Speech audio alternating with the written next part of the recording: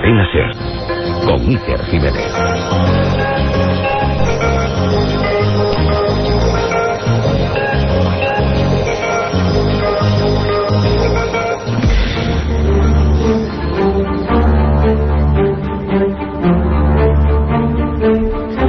Diez y 8 minutos de la noche, esto ya es Milenio 3 y os lo aseguro, en una noche muy especial, donde vamos a recordar, vamos a revisar una investigación que ha nacido con este programa. Una investigación que hemos seguido paso a paso y que hoy podemos compilar, resumir, como queréis decirlo. Una historia que nos ha marcado profundamente y que espero que después de esta hora os marque también a todos vosotros. El mejor equipo, como siempre, Katia Rocha, Carmen Porter, Carlos Barroso, vuestro amigo Iker Jiménez y, como siempre, un lujo en la técnica, el capitán don Antonio Bravo.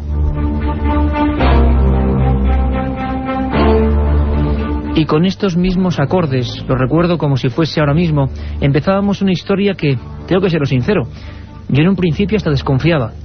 Era nuestro corresponsal Luis Mariano quien nos informaba de que en Belmez, ese lugar que ya todos conocemos, ese lugar que significa misterio, esa cocina de pastores estigmatizada por unas caras que nadie sabe quién son ni de dónde vienen, pues había ocurrido algo. Bueno, para ser sinceros también, había ocurrido muchísimas cosas. Sabemos que es muy difícil, para los que no pudisteis escuchar ese programa, poneros todo en orden y en antecedentes, pero lo vamos a intentar. Prestar mucha atención. Nuestro compañero Carlos Barroso intenta sintetizar todo en 3 minutos. Así empezaba esta historia, digna de la ciencia ficción, pero rotundamente real.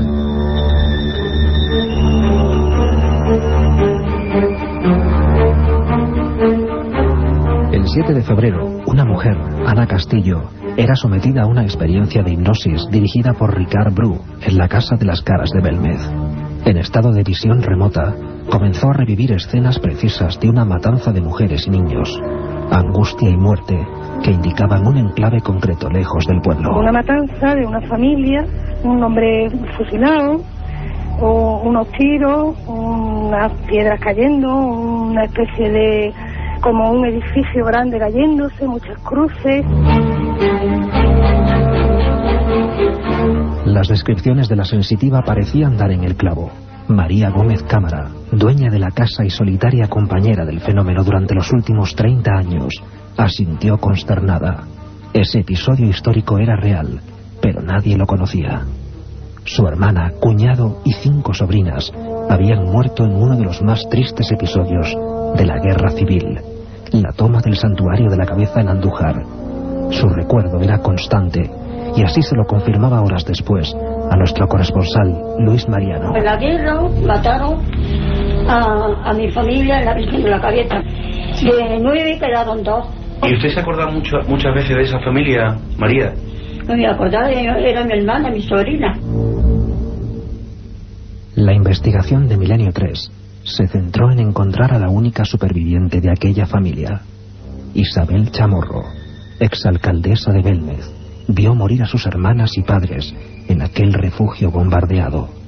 Su testimonio nos dejó helados. Fue un milagro que no muriera, porque el cañonazo ya, cuando se derrumbó el santuario, murieron todos de cañonazo. Mi madre partía por la cintura, a la cabeza por un lado, el cuerpo por otro, y yo en eso, en un pan de sangre de eso. Las primeras comparativas de las caras de Belmez con las efigies de la familia eran sencillamente sobrecogedoras. Milenio 3 encargó un extenso informe elaborado con medios de la policía científica, cuyas conclusiones serán hoy reveladas, y recopiló información de los más prestigiosos historiadores de la región a la búsqueda de respuestas. Todos los indicios nos llevan hasta un lugar para proseguir esta investigación, a un recinto solitario, en el punto más alto de Sierra Morena, donde el drama aún parece flotar en el ambiente, el cementerio de las tumbas sin nombre. La otra realidad, Milenio 3, en la Cadena SER. Esas campanas eran las del santuario de la Cabeza. Ahí están las tumbas sin nombre. El mismo libro el mismo título, perdón, del libro que hemos realizado Luis Mariano y servidor, que para nosotros es mucho más que una aventura escrita. Ha significado muchísimas cosas y creo que cuando es verdad pues se transmite. Y además hemos tenido el placer y la fortuna de vosotros, tantos cientos de miles fieles ahí, habéis seguido con nosotros cada pesquisa nueva, porque lo hemos vivido tal y como iba ocurriendo, sin saber qué venía después. Hoy es día de resumen, como decíamos. Carmen Porter, hace apenas 3 días estábamos allí, delante de esas caras, otra vez. Buenas noches, Iker. Nos volvíamos a enfrentar a las caras de Belmez. Estuvimos allí con la dueña de la casa, con María Gómez Cámara, con la superviviente de esa tragedia, con Isabel Chamorro, y la verdad es que es un pasaje de la historia dramático. Ya lo pudimos vivir en el Santuario de la Cabeza en Andújar y lo hemos revivido estos días con las protagonistas de los hechos, porque son ellas, y a ellas yo creo que va dedicada vuestra obra, Iker. Por supuesto, y hay un terremoto, ¿verdad?, de conciencias. Esta investigación, este libro, Tumba sin nombre, ha removido, y la investigación de este programa ha removido un montón de cosas, y nos da la impresión, hoy vamos a empezar a adivinar algunas, que van a surgir más, si lo importante es ayudar a que esto siga adelante en busca de los enigmas. Yo quiero saludar a la otra parte de toda esta historia. Recuerdo perfectamente esa noche, esa crónica que nos dejó helados.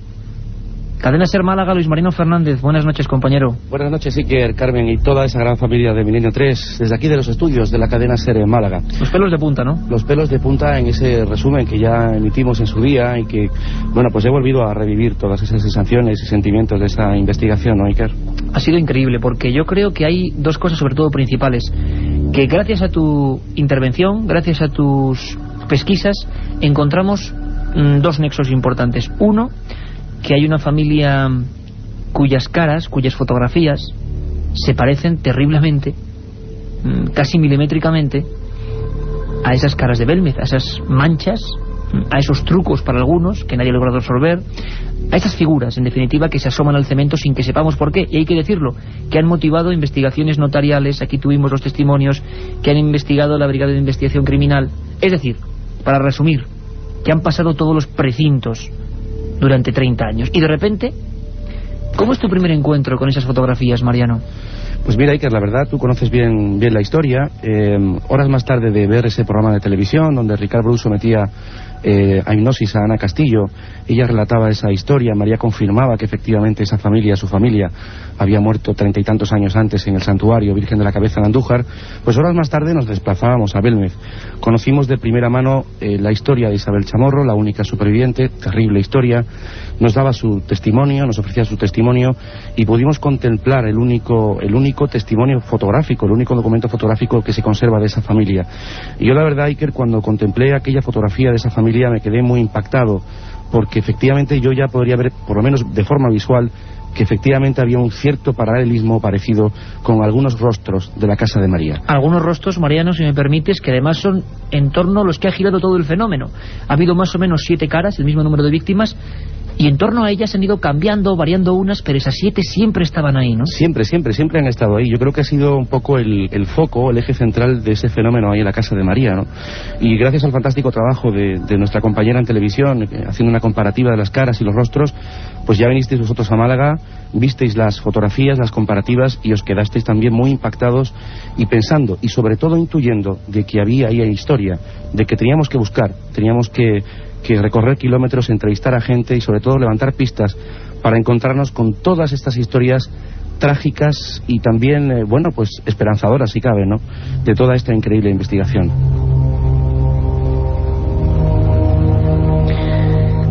Todo empieza en un lugar que decíamos hace 3 días apenas, Mariano, Carmen y yo, que creo que es uno de los sitios más visitados, edificio civil, más visitados de España seguro. No se puede calcular, pero recordamos las páginas de Periódico Pueblo, por ejemplo. Ayer 15.000 personas en Belmez. Imaginaros por un momento lo que fue para un pueblo de 2.000 habitantes recibir 15.000 al día. Nos decía el alcalde, Manuel Rodríguez Rivas, que todos los órdenes establecidos se habían venido abajo. El milagro había ocurrido en aquella casa y la gente quería verlo. Y esa cocina, 30 años después, sigue ahí, con las mismas caras, que parece, por cierto, y vamos a descubrir, que se están marchando. Siguen ahí. Hay un sofá viejo, una mesa, camilla, varias estampitas y las caras. Y en ese sofá viejo se hace una experiencia, como hemos visto, pionera. Ana Castillo una persona con ciertas dotes, vamos a decirlo así, de sensitividad, de quizá percibir cosas que otros no podemos percibir, o que no sabemos percibir. Describe una serie de acontecimientos, una imagen, una especie de película que se corresponde con la realidad. Ana Castillo, desde Sevilla, buenas noches. Hola, buenas noches. ¿Qué tal? Ana, imagino que impresionada recordando todo esto, ¿no? Uf, tengo los vellos de punta y las lágrimas saltadas. Otra vez de revivir aquello que fue para mí muy tremendo. Te comprendemos de verdad, de corazón, porque sabemos que además luego hemos ido indagando y cosas que tú decías y que tú veías sin conocer nada de la historia, hemos descubierto que eran exactas. Por ejemplo, yo te debo confesar que me quedé alucinado y que empecé a ver clara toda esta historia cuando recuerdo que tú en esa hipnosis, en esa experiencia, ahora nos contarás qué viste, pero describes incluso que en aquella tragedia, cascotes que se caen, niños y niñas que mueren, tú ves a alguien con un uniforme que salva a una niña, a una persona, ¿no, Ana?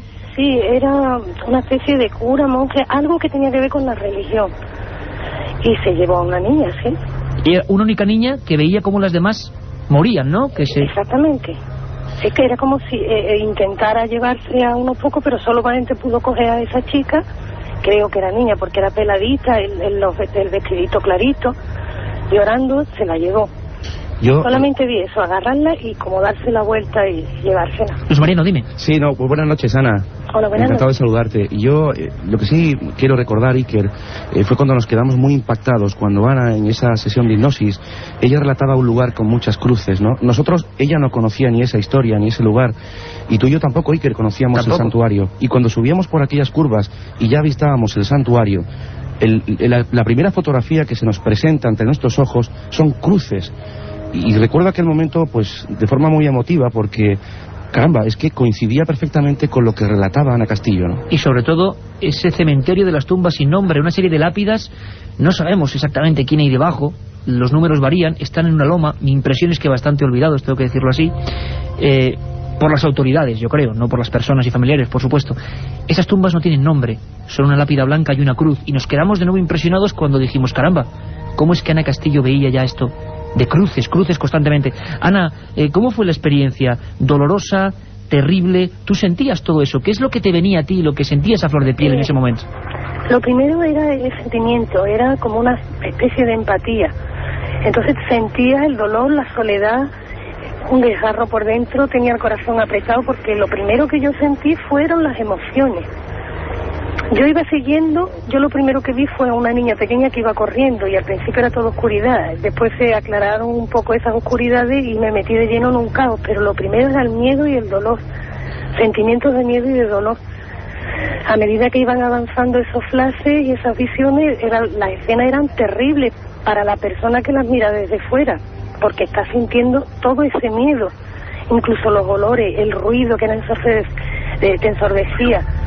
Era tremendo. Incluso un edificio... No paraba de llorar en todo aquello porque no podía hablar, no me salían las palabras porque tenía cogida la garganta, incluso en estado de hipnosis como estaba. Incluso un edificio, Ana, que se caía o piedras que se derrumbaban sobre esa gente, ¿no? Sí, se caían desde arriba con un ruido tremendo. El ruido provenía de otros sitios y las piedras se caían y la tierra se levantaba también de donde estaba, o sea, por donde corría la niña y las personas. Y escuchabas incluso disparos. ¿Y cómo te quedas, Ana? Y te lo pregunto a nivel personal, te lo preguntamos todo este equipo de Milenio 3, cuando vamos indagando en la historia y sabemos que esa familia y no otra, esa familia que tiene que ver con la Casa de las Caras, el 26 de abril de 1937 moría en una especie de covacha cuyas piedras cayeron encima de los cuerpos, que solamente se salvó una gracias a la intervención de una persona en el último momento, dos personas, pero una que pudo contarlo se salvó en el último momento.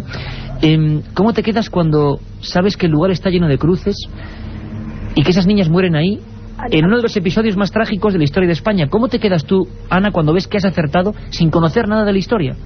A mí no era una cosa de acertar o no, yo sencillamente tuve una visión aterradora y el porrazo o el golpe más fuerte fue cuando vi la fotografía de Isabel y reconocí inmediatamente la carita de la niña pequeña. Ahí yo dije, me desmayo, me caigo redonda al suelo porque lo que yo he visto ha existido, porque a esa niña la he visto corriendo en un caos de piedras y de ruido y de disparos. Era esa niña, Ana. Era esa niña, la niña pequeña, en la fotografía, creo que está en el medio de la fotografía. Sí, recordamos Ana, Iker, cuando efectivamente tú, Ana, viste por primera vez ese cuadro fotográfico. Isabel Chamorro se queda muy impactada porque tú dijiste, la niña. Ella en principio tampoco sabía lo que había acontecido en casa de María. A mí tampoco me conocía, no sabía qué es lo que íbamos buscando, y cuando Ricardo me puso al frente la fotografía, yo lo único que vi fue a la niña, y yo dije, esa es la niña que yo he visto. No te ocupo ninguna duda. Vino después. Ana, y por último, sabemos que es duro porque lo has vivido de verdad. Yo me acuerdo la primera entrevista que te hice, me transmitiste la emoción sincera de alguien que es que lo ha vivido. Ana, cuando has visto las caras, ¿las has visto de forma distinta? Cuando vi las caras, ¿a qué te refieres? A las caras que están en el suelo, las caras de Belmez. Mira, cuando la primera vez que vi las caras, para mí eran una cosa que me intranquilizaba. Solamente eso. Yo las vi la primera vez y era una cosa que me ponía muy nerviosa. Pero sabía que tenían algo, que tenían que decirme algo, no aquellas caras, sino de donde fuera. Cuando ya vi las fotos, las comparaciones, entonces fue cuando aquello realmente ya se me vino como una cosa impresionante. Todo empezaba a encajar. Ana, queremos darte un abrazo muy fuerte de todo este equipo. Sin ti, creo, y sin la perspicacia en un inicio de Ricard Bru y de esa experiencia, no hubiéramos llegado absolutamente a nada, y quizá gracias a ti estamos más cerca que nunca de descubrir uno de los mayores misterios de la historia de la parapsicología. Un abrazo muy grande, Ana Castillo. Vale, a vosotros. Un beso muy fuerte a todos. Un programa que se sumerge en el otro lado de la realidad. Milenio 3, con Iker Jiménez y todo su equipo en la SER. Luis Mariano, desde Málaga, era esa niña, la niña que esa mirada, esa expresión, Paquita Chamorro, 4 años, en algún punto de una fosa común, ¿no? Yo creo, Iker, tú bien sabes que esta niña, Francisca Chamorro, ha sido un poco el motor de toda esta investigación, ¿no? Desde un principio, cuando contemplamos su rostro en aquel cuadro fotográfico, parece que de alguna manera nos hablaba, nos decía, ¿no? Nos susurraba, buscad, porque vais a encontrar. Buscad porque vais a encontrar. Fue como una llamada y que nos obligó a hacer todo esto. Han sido 3 meses de verdad de casi rozando, yo creo, la obsesión con esta historia, viendo que los datos encajaban perfectamente. Y quién sabe, Iker, si desde el otro lado, si este existe, yo no lo sé, puedo intuir que sí, pues nos hayan en cierta manera ayudado, ¿no? ¿Por qué no decirlo?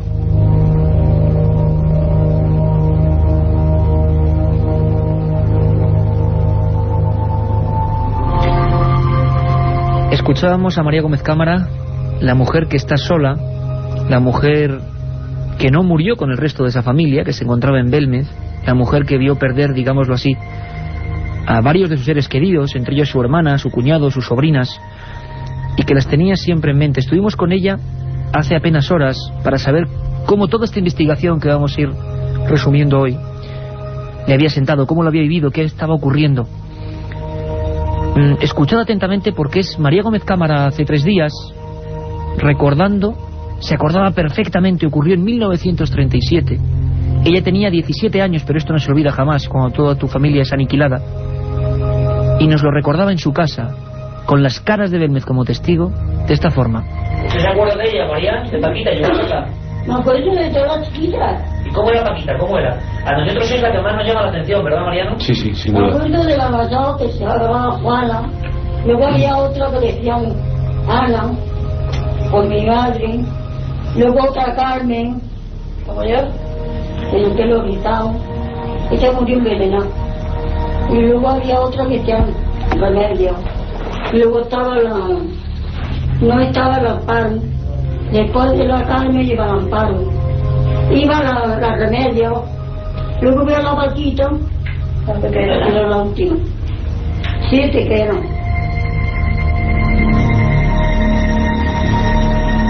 Aquella era la familia Chamorro, la familia de María, la familia también de las caras. Nadie sabe por qué 30 años después a María Gómez Cámara se le aparece algo que se parece mucho, que se asemeja mucho a aquella familia. Juana, Ana, Remedios, Paquita. El asedio del Santuario de la Cabeza. La Guardia Civil en Jaén se proclama partidaria del bando nacional. Sin embargo, la provincia es la única que se mantiene fiel a la República, y 1.200 personas viven 9 meses de infierno en lo más alto de un pico de Sierra Morena. Es una de las páginas más ocultas y menos investigadas de la guerra civil. Se habla de 206 muertos, muchos niños y mujeres, que yacen ahí, en el cementerio de las tumbas sin nombre. Al final tuvieron que rendirse. El batallón fantasma de Jaén, nombre nunca mejor dicho adecuado para esta historia, con 12.000 hombres, tomó el santuario. Allí estaba Miguel Chamorro, guardia civil, de lacios bigotes, mirada expresiva. Allí estaba Isabel, su mujer. Allí estaban 7 niñas. Nosotros fuimos al santuario y nos encontramos un sinfín de historias. Nos encontramos un lugar que parecía olvidado. En plena noche, en Sierra Morena, empezábamos a quitar matojos y aparecían monolitos que recordaban la muerte de niños en aquel lugar. Con sonidos como este, con la grabadora y el micro amarillo de la cadena SER, estábamos allí. Así lo vivíamos. Nos encontramos ya en plena noche en el punto más alto de Sierra Morena, Cerro Cabezo, soledad absoluta, y estamos en un lugar que hace décadas que no se visita, completamente olvidado. A unos 500 metros de la pared sur del santuario se abre lo que se llamó Casa Colomera, completamente derruida. Fue el lugar donde murió la familia Chamorro tras la caída de varios morteros entre el 26 y 27 de abril de 1937. Aquí pereció esa familia, cuya pista estamos siguiendo, porque parece ser que tiene mucho que ver con las caras de Belmez. Nos encontramos ahora en un pico donde hay un monolito recordatorio de algunas de las proezas que hicieron algunos niños, entre ellos muy probablemente los integrantes de la familia Chamorro, alumbrados por la linterna junto a esta lasca de piedra. Y Luis Mariano, vamos a intentar, con la poca luz que tenemos, si quieres leer a los oyentes de Milenio 3 lo que pone en este punto concreto de Cerro Cabezo. Vamos a intentarlo, Iker. Dice así: parapetados tras estas peñas, 5 niños de 12 a 14 años de edad, hijos de los defensores, contuvieron durante varias horas a las fuerzas que el día 1 de mayo de 1937 asaltaron el santuario por este sector. Ahí estábamos viviendo la historia del santuario, recordando lo que queda de aquella historia dramática. En aquella familia, la familia del misterio, hay que decirlo, a la que hemos querido hacer también un poco de justicia y recordarla, como recordar a tantas personas, y es que da igual el bando, eran personas. Daría exactamente lo mismo que las tornas políticas estuvieran invertidas. Murieron 206 personas en lo alto de Sierra Morena, sin comida, sin nada, muchos de ellos envenenados. Allí estaba Isabel Chamorro, que fue alcaldesa de Belmez. Ella ha sido la pieza clave para recuperar toda esta investigación. Ella vio allí morir a su familia. Isabel Chamorro, desde Belmez de la Moraleda, Jaén. Buenas noches. Hola, buenas noches. Isabel, sé que de alguna forma te estamos haciendo pasar un mal rato, pero tú sabes que es para dejar las cosas en su sitio y para demostrar que parece ser, Isabel, no sé qué piensas tú, que las caras y tu familia tienen algo que ver, algo. ¿Tú qué opinas, Isabel? Yo no sé, en fin, como yo ya, desde que todo esto, pues no quiero ni mirar las caras. ¿No quieres mirar las caras? ¿Por qué? ¿Las ves distintas, Isabel?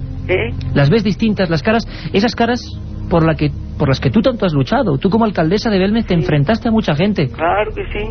¿Pero ahora por qué las ves distintas? Pues ahora no, es que me da que no las puedo ver, que no las puedo mirar. A mí me gustaría, Iker... Buenas noches, Isabel. Hola, buenas noches. Pues primeramente agradecerte en nombre de todo el equipo del programa y bueno, pues hacerlo público. Agradecerte, muchas gracias, Isabel, por darnos la oportunidad, por contarnos tantas historias, por confiar en nosotros, porque tú has sido el alma, sin duda, de este libro, Isabel. Muchísimas gracias, de verdad, Isabel, sí. ¿Qué te ha parecido esta investigación, este libro? ¿Cómo lo has sentido, ahora tú que lo has leído? Que yo lo primero también, ya que me estás dando las gracias, vamos a tener que repartir las gracias, porque yo también tengo que daros las gracias por muchas cosas. En primer lugar, daros las gracias por el nombre de mi familia. Es que me emociono. Perdóname. Lo sabemos, Isabel, lo entendemos. Mi familia, que seguro que desde el cielo lo están haciendo también. También por mi hermana madre Amparo, que no os digo nada porque hablar de ella es que me emociona mucho. Lo sabemos perfectamente, Isabel, y no queremos tampoco más que seas testigo, que seas testimonio de esta investigación, porque tú estabas allí. Los recuerdos, imagino, tú eres muy pequeña, pero deben ser terribles. Aquello debió ser una odisea, ¿no? 9 meses, no lo podemos... los hombres y mujeres de hoy en día, yo creo que esto no podemos imaginarlo, y vemos lo crudo que fue nuestra guerra civil. Estabais en un pico, sin comida. Tu padre y 2 de tus hermanas mueren primero envenenados, ¿no? Porque iban a buscar comida y se equivocaron al coger raíces, ¿no? Claro, no había nada que comer, y no solamente ellos, a otros. Bueno, yo no sé nada porque yo tenía 1 año, pero lo he oído contar y los libros que lo he leído, y no solamente ellos, pero claro, ya estaba todo tan agotado que ellos pues cogieron lo que vieron, y ya como estaban muertos de hambre, pues cogieron y comieron, y entonces pues murieron por el camino. Y después muere el resto de tu familia, ¿no? Y luego el resto, ya cuando 2 o 3 días antes de tomar el santuario, pues de los cañonazos, pues murieron los demás, y yo salí muy herida.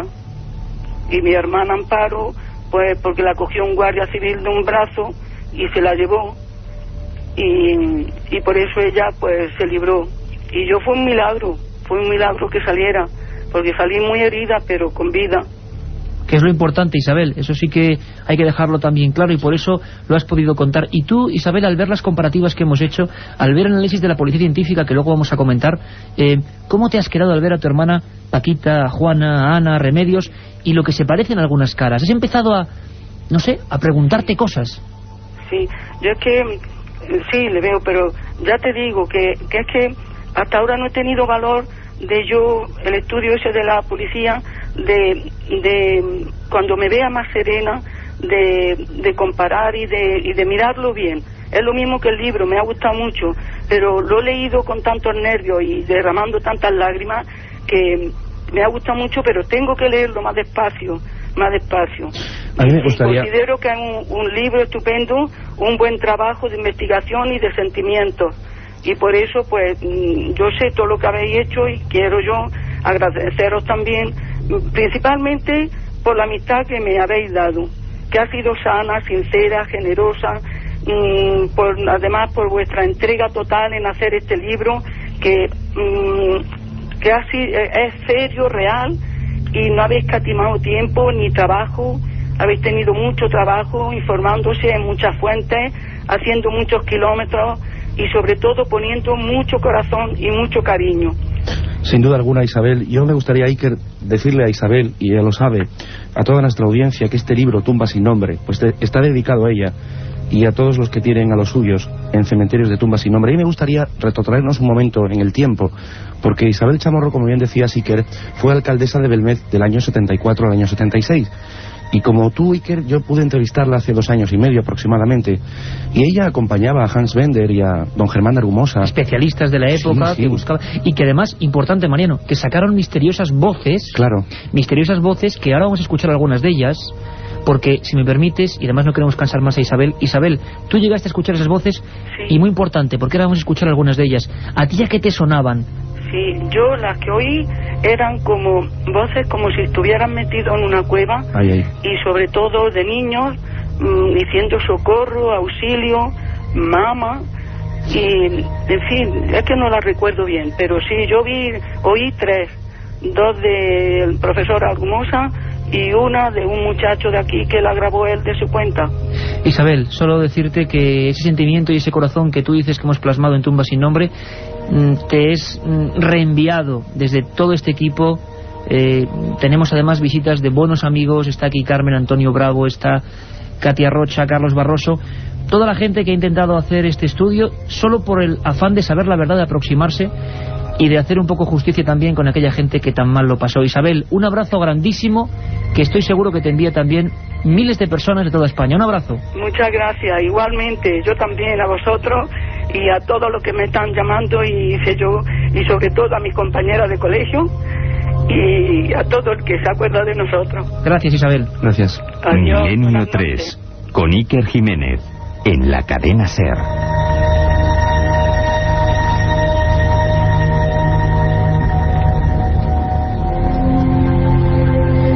Importante, bueno, tremendo. Isabel Chamorro, la única superviviente de esa familia, la familia de misterio, la familia que se parece a las caras de Belmez según los análisis policiales informáticos. Casi nada.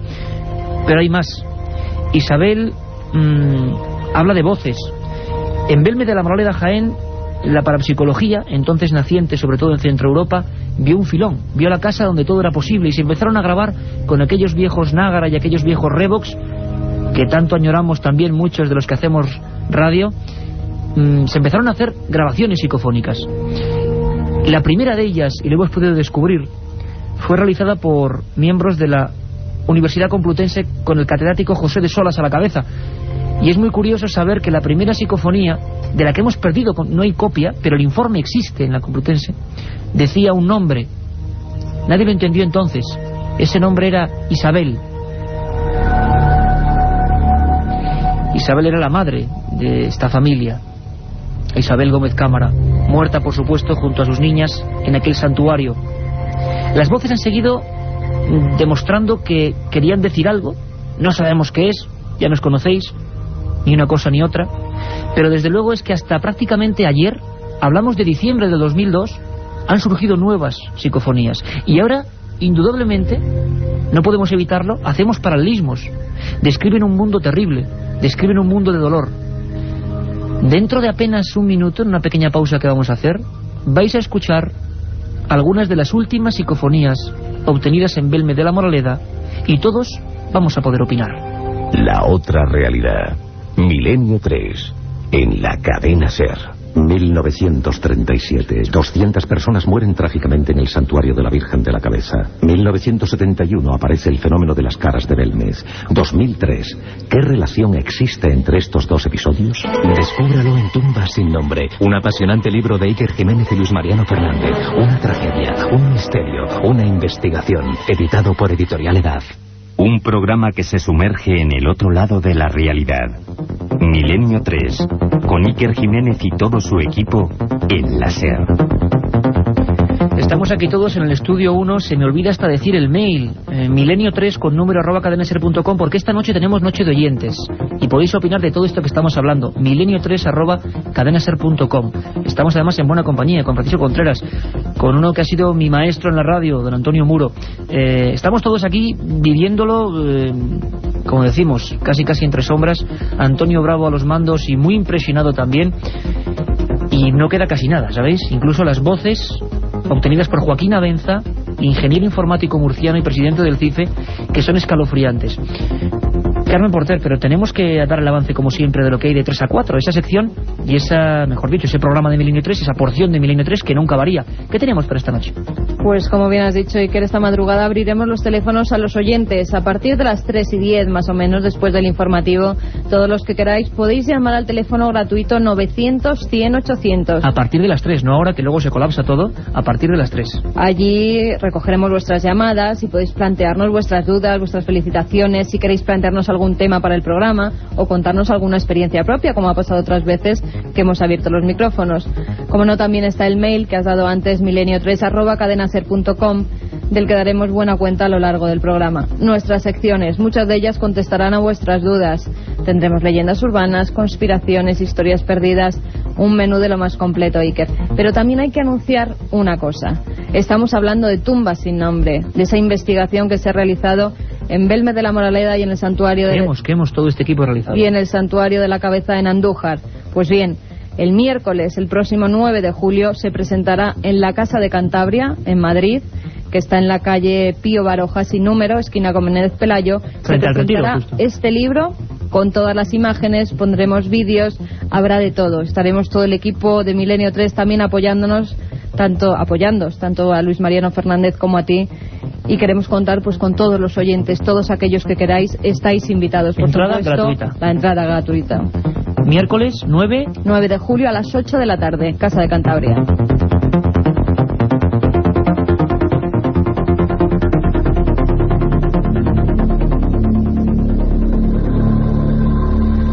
Pues esa es la cita para la presentación de este trabajo. Estaremos todos, será un placer volver a estrechar las manos de muchos amigos y de muchos oyentes que sabemos que estáis ahí Luis Mariano, las psicofonías en Belmez han dicho muchas cosas, ¿no? De todo tipo, pero todas ellas igual de dramáticas, ¿no?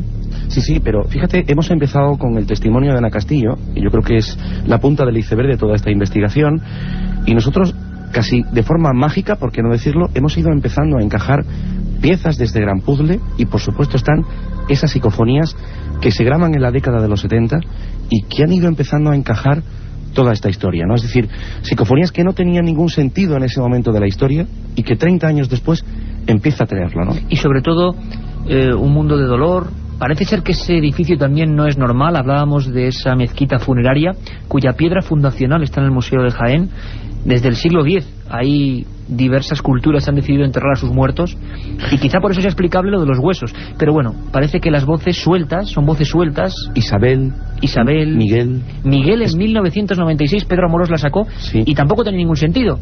Caramba, Miguel Chamorro, el padre de esta familia. ¿Es que yo sigo enterrada? O por ejemplo, entre las últimas, María, quiero salir. Impresionante.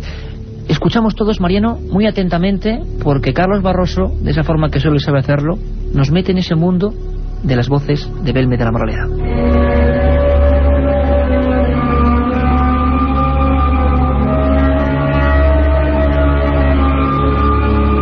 Palabras amenazantes, frases cortas y lamentos prolongados.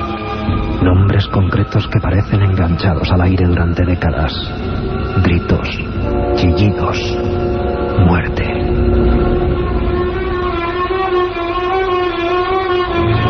A lo largo de 30 años, la Casa de las Caras ha vivido cientos de experiencias psicofónicas. Ayer y hoy, con diferentes tecnologías, los resultados nos remiten a un mundo sombrío, a una banda sonora de desgracias que quiere perpetuarse en aquel lugar. Quizás ahora, tras los últimos descubrimientos, estemos muy próximos a revelar el enigma de esas dramáticas voces sin rostro.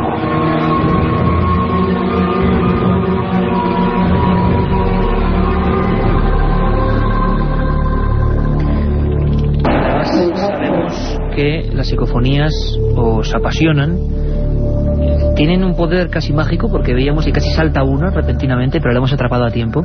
Son voces que llaman mucho la atención de la audiencia. Es un producto, digámoslo así, entre comillas, muy radiofónico, en el sentido de que todo el mundo se sobrecoge. Sin embargo, después de 100 programas, cumplimos el programa número 100 la próxima semana en La Coruña. Solo hemos hecho un programa de psicofonías, tampoco hemos querido abusar, pero hoy esas psicofonías es que parece que desgranan algunas claves.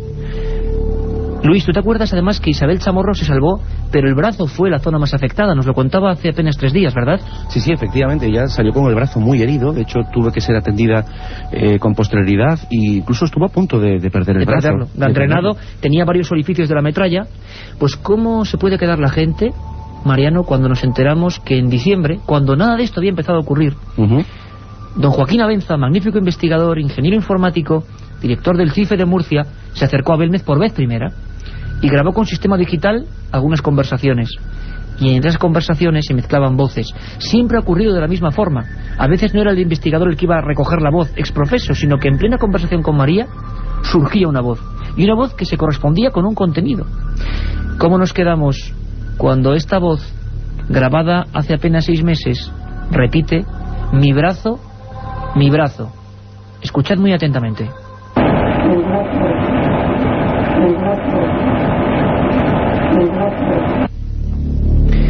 Luis, ¿qué te parece? Tremendo.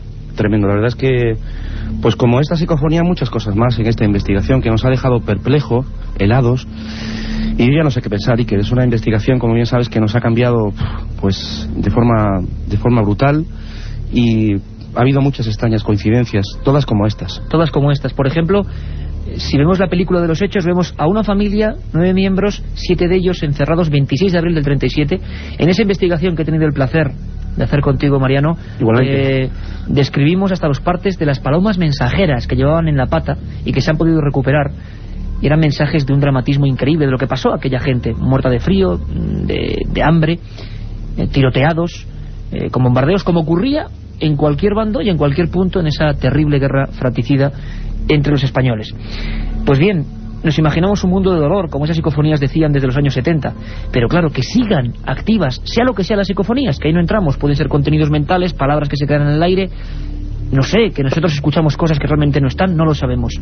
Pero hay una que me ha puesto los pelos de punta personalmente, y con nuestros técnicos cuando la grabábamos he visto que el efecto era el mismo, por el dramatismo, porque no es una voz que se acerca al micro, y nuestros compañeros de la SER, que son los mejores técnicos del mundo, saben perfectamente lo que es una voz en el micro y lo que es esto como si fuera como muy por debajo, como en un tono extraño que se cuela. Una voz de mujer madura que se le cuela en las grabadoras digitales a don Joaquín Abenza, y que es clave para definir lo que debió sufrir aquella familia, que parece que tiene que ver con las caras de Belmez. Dice varias veces: ¡qué daño! Escuchamos.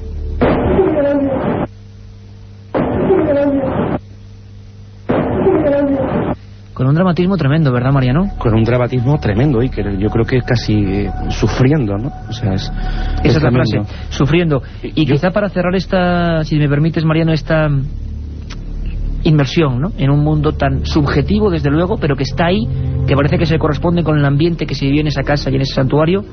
Una que ya pusimos, que es tremenda, que obtiene un gran amigo que ha colaborado en este libro, don Pedro Amorós, también ingeniero informático, y con unos medios sofisticadísimos graba una de las más claras, que parece una amenaza, y que ahora habría que pensar si se refería a alguien de la familia, si era algún contenido mental de aquella batalla del año 37. Dice: matar a él. Matar a él. Matar a él. Matar a él.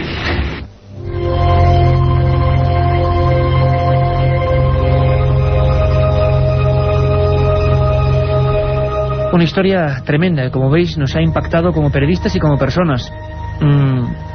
Y quizás los últimos acontecimientos que se están dando en Belmez, hablamos de esta semana, nos demuestran que todos estos descubrimientos, ahora vamos a hablar con Salvador Ortega y con José Manuel García Bautista, vamos a presentarlos en un minuto, porque ya lo que ha hecho la experiencia policial y los puros y objetivos, eso sí, ordenadores, ya nos ha sacado de dudas, o por lo menos nos ha incrementado muchas más, que no sé si es lo mismo. Han pasado muchas cosas desde que Tumba sin nombre ha llegado a Belmez. Escuchamos a Carlos Barroso.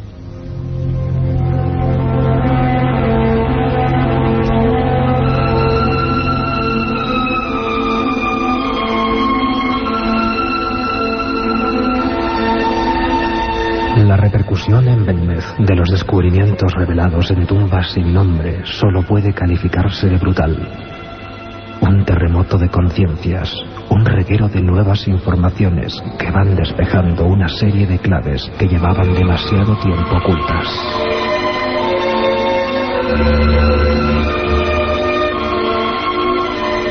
Una historia de matanzas y recuerdos, de traumas y desgracias que por algún resorte desconocido se han plasmado sobre el suelo de cemento de esa pequeña casa perdida en la serranía de Jaén.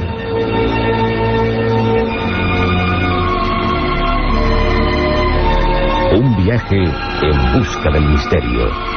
Milenio 3, en la SER.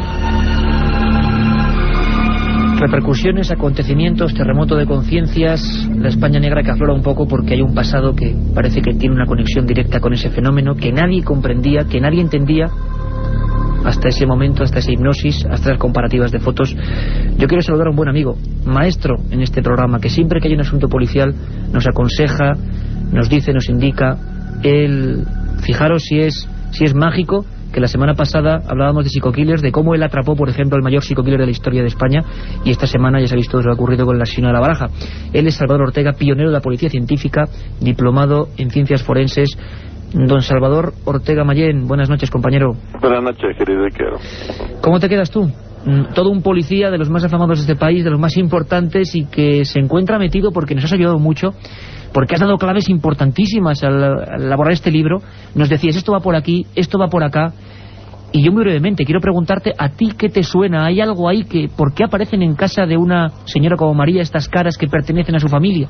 Sí, de verdad que a mí me hace que pensar y me hace que reflexionar muchísimo todo el tema de las caras de Belmez, y mucho más cuando he tenido la oportunidad que me habilitaste para poder entrar de lleno a ver cosas que no se pueden dudar, porque todavía las interpretaciones darle vueltas a la cabeza hasta encontrar una razón o al menos un razonamiento muy objetivo o subjetivo puede ser, pero encontrarle unas respuestas a tantas preguntas resulta desde luego verdaderamente apasionante. Yo tengo que decirte, Salvador, te lo digo a nivel personal, Mariano también, porque hemos disfrutado mucho con tus sugerencias, que me dejaste helado cuando cogiste una ristra de fotos de esa pava. La primera cara que apareció, le llamaron la pava, tampoco sabemos por qué, tiene unos bigotes muy grandes, es muy parecida a la cara del padre de esa familia, pero tú dices, fíjate, va variando, de la boca surgía algo, con el paso del tiempo esa cara mostraba una especie de lengua negra o de torrente que salía. ¿Cómo nos quedamos, Salvador, cuando acudimos a los partes médicos y vemos que ese hombre, ese guardia civil, no murió con el resto de su familia, sino que murió envenenado comiendo raíces de cicuta, y que todos los que le vieron morir vieron cómo expulsaba líquido rojizo? Esto ha impresionado mucho en Belmez. Hay mucha más similitudes de ese tipo. Las caras de Belmez, tú, desde luego, erradicas por completo la posibilidad de fraude consciente. Eso hay que erradicarlo, porque no solo por las circunstancias que están ocurriendo en la actualidad, sino además que se han intentado en la época en que esas caras salieron a la luz, indudablemente hubo muchísimas controversias y además razones incluso políticas por las cuales aquello no debía desaparecer, o no debía de dársele publicidad, o debía de menospreciarse. ¿Tú como policía llegaste a ir a Belmez? Eso es. ¿Tú llegaste a estar en Belmez como policía también? Sí, estuve, no como policía, fui como curioso. No, como policía sí, porque eso va implícito en la persona, pero me vengo a referir que como investigador curioso me llegué a verlo y estuve haciendo cosas y viendo cosas, pero en aquella época era apabullante la cantidad de pruebas científicas que se hicieron, tanto por instituciones españolas suficientemente documentadas, como por algunas instituciones extranjeras que se fueron, pues eso, como se suele decir, sin una respuesta adecuada a lo que allí estaba pasando. Sin respuestas. Fue la primera vez que se empezaba a decir que aquello no tenía ninguna explicación lógica. Había que inclinarse, entonces no estaban de moda los fenómenos paranormales, y había quien hablaba de fenómenos psíquicos, e incluso yo llegué a encontrar alguna que otra vez versiones, recuerdo de un psicólogo francés que se metió muy de lleno en el tema de las caras de Belmez, creo que también estuvo por ahí, y que achacaba aquellas apariciones a la proyección de alguna persona que estuviese indudablemente en conexión muy directa con lo que estaba pasando. Y todo el mundo miraba a María. Si me permitís, quiero saludar también, en la recta final, a José Manuel García Bautista, nuestro compañero y corresponsal en Andalucía, que junto a Rafael Cabello, expertos informáticos, han realizado un trabajo impresionante, que es el que va en mitad de todo el libro. Por vez primera hemos podido comparar esas caras de Belmez, que están ahí impertérritas, con los rostros de la familia. José Manuel García Bautista, compañero, ¿cuál es el resultado de este informe? Cuéntanoslo brevemente. ¿José Manuel? Vamos a ver, José Manuel García Bautista, si puede atendernos. José Manuel, ¿nos escuchas? Sí, ¿qué? Perdón, había habido un pequeño lapsus. Muy rápidamente, estamos en los últimos minutos. ¿Qué nos dice, para que todo el mundo nos entienda, esa comparativa de más de una semana de programas informáticos policiales? ¿Qué similitud, qué arrojan los ordenadores, José Manuel? Pues a modo de resumen y siendo muy concluyente, lo que nos dicen los ordenadores después de las pruebas realizadas es que las caras de Belmez, las teleplastias de Belmez, en comparación con lo que son los retratos de la familia Chamorro, pues tienen un grado de similitud de casi un 70%, un 68% largo, lo cual nos indica que son algo más que caras familiares, y lo cual nos induce a poder afirmar con casi total seguridad que las caras de Belmez y los retratos de la familia Chamorro pertenecen a las mismas personas. Yo quiero que todos escuchéis, José Manuel, Mariano, Salvador, un pequeño documento, es muy breve, lo hemos sacado en Belmez hace prácticamente horas, y es por vez primera cuando María Gómez Cámara a nosotros nos dice que cree que eso pueden ser sus difuntos y que por eso enciende siempre una vela. Escuchamos. También, pues yo no hablo de mi difunto, o son espíritus que hayan venido de otro sitio y que necesitan luz. La entiendo digo dentro, no saco aquí las luces. Pues no me digan que yo enciendo las luces, le enciendo luz a la cara. Claro. La entiendo desde en la otra cocina. Una vela que ahora estará encendida. Luis Mariano, impresionante. María nos decía ya que con las pruebas en la mano, tú fuiste el primero en llevárselas, tiene que admitir la evidencia, ¿no? Desde luego. Hombre, ella en un principio llorando, lo decía llorando, negaba con la cabeza que se trataba de su familia, pero sin duda alguna en esta última visita pues casi lo ha admitido, ¿no? Yo creo que ella está teniendo un proceso interno también, pues el cual yo creo que van a salir muchas más cosas, Iker. José Manuel García Bautista, se han comparado ojos, se han comparado distancias, se han comparado cosas milimétricas y los ordenadores han dicho que hay rasgos de un parecido por encima de lo normal. El 40% se considera ya lo normal, ¿no? Efectivamente, a partir de un 40% ya nos dice que el resultado es una cara, un rostro familiar, ¿no? O sea, que pertenece al entorno familiar de la comparativa. Cuando ya pasamos a niveles que superan el 60%, tenemos un cierto grado de seguridad de que la cara pertenece al sujeto a estudio, ¿no? Pues ahí está el misterio, José Manuel, es que no tenemos apenas tiempo para más. Apasionante la historia, gracias a todos, Salvador, Luis Mariano, por supuesto, compañero, gracias José Manuel, gracias a todo este equipo. Ha sido un viaje imposible resumirlo todo en una hora a este misterio que estamos indagando, el misterio de las tumbas sin nombre. Os esperamos para seguir contándolo el miércoles en esa presentación y por supuesto os esperamos luego de 3 a 4, Tumbas sin nombre. Nos quedamos con un misterio que sigue sin resolver o cerca de